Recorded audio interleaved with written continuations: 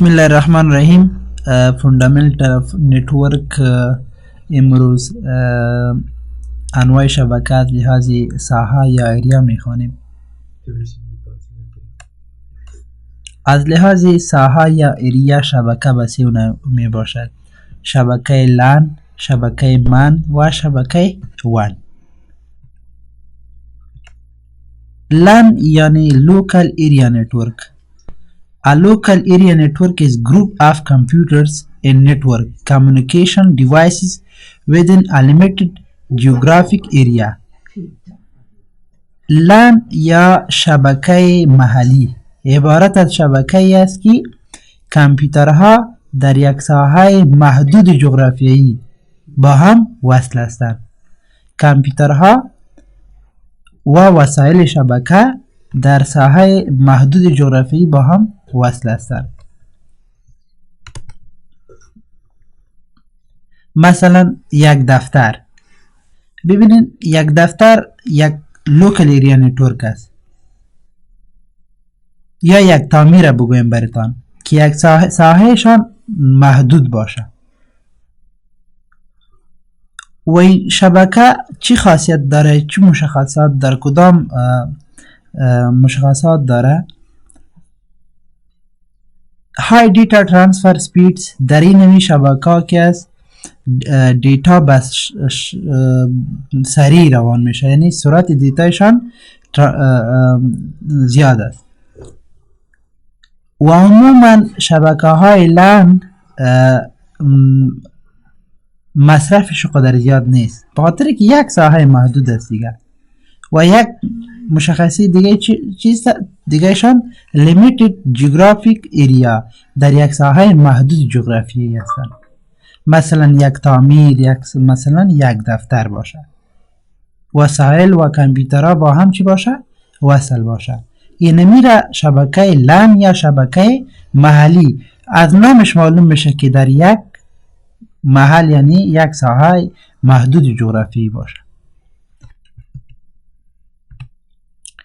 میم اجزای شبکه های لان. شبکه های لان را چه قسم ساخته میتونیم؟ وقتی که یک شبکه لان رو ما شما میسازیم چی چیزا نیاز است؟ اول یک شبکه را که میسازیم حتما کامپیوتر نیاز است. دیگه هر کامپیوتر باید NIC داشته باشه. یکی NIC چیز ایرم میخوانیم که NIC چیز؟ NIC یعنی نتورک اینترفیس کارت. جایی که مثلا مثال براتون بتونم کیبل شبکه را در کامپیوتر وصل میکنین. نتورک میدیا شبکه یعنی رسانه ها باشه، مثلا کیبل. نتورک دیوایسز وسایل شبکه باشه، مثلا سویچ، راوتر. این مکمل کامپیوتر رو شما میشناسین. این IC را یک در یک جلسه تشریح میکنیم. همچنان نتورک میدیا را نتورک دیوایسز، نتورک وسایل شبکه، رسانه های شبکه، این IC را مکمل میخوانیم. یعنی اجزای شبکه لان یعنی شبکه لان که ما شما میسازیم اینمی چیزا نیاز است. کامپیوتر نیاز است، این IC نیاز است، نتورک میدیا نیاز است و نتورک دیوایسز نیاز است.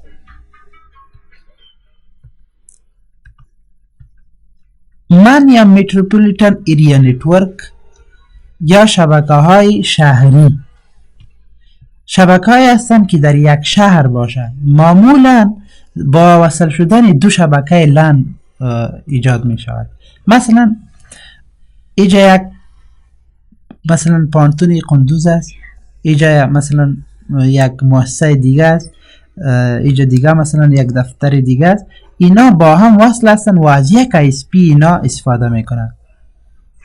ISP چیز؟ اینترنت سرویس پرووایدر. ISP اونمو مثلا که خدمات اینترنت ارائه میکنه. مثلا افغان تلکام براتون مثال بودم. ISP اینترنت سرویس پرووایدر که خدمات اینترنت برای ما شما چی میکنه؟ ارائه میکنه.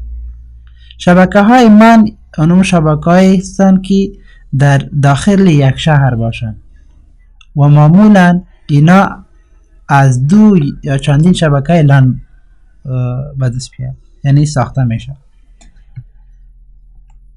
وان یا واید ایریا نتورک. A wide area network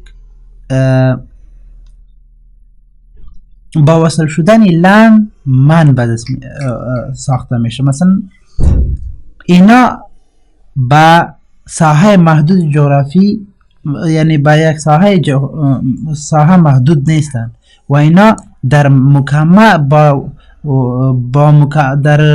با هم در مکمل جهان با هم چی هستن؟ وصل هستن. یک مثالشان براتون بگم اینترنت یک شبکه وان است. اینجا یک شبکه لن است، یک شبکه وان است، یا از یک آی اس پی استفاده میکنه و اینجا یک دیگه یک شبکه لن است، اینجا یک شبکه دیگه شبکه لن است و این مکمل یک شبکه من حساب میشه. این وصل هستن با اینترنت. فکر بکنین یک شبکه لن است و این یک شبکه لن جداگانه است، این شبکه لن جداگانه هستند و اینا با هم وصل هستند. وقتی که با هم وصل باشن این مکمل من میگه. اینجا یک شبکه لن است، اینجا یک شبکه لن است با وصل هستند و اینا را مکمل من میگن، در یک شهر وصل هستند و اینا با از طریق اینترنت با شبکه دیگه وصل هستند. یعنی شبکه وان عبارت از شبکه هستند که با محدود جغرافی نیستن، یعنی ساحهشان محدود نیست، میتونه با مکمل جهان چی باشه؟ وصل باشه. مثل یک مثالشان اینترنت است. یعنی لن من چندین لن و چندین من وصل میشه و یک شبکه وان ساخته میشه. شبکه وان اونم شبکه هستیم که با وصل شدن چندین دانه لن و من ساخته میشه و اینا محدود نیستن به یک ساحه. خب میایم در بخش اخیر، یک کویز است.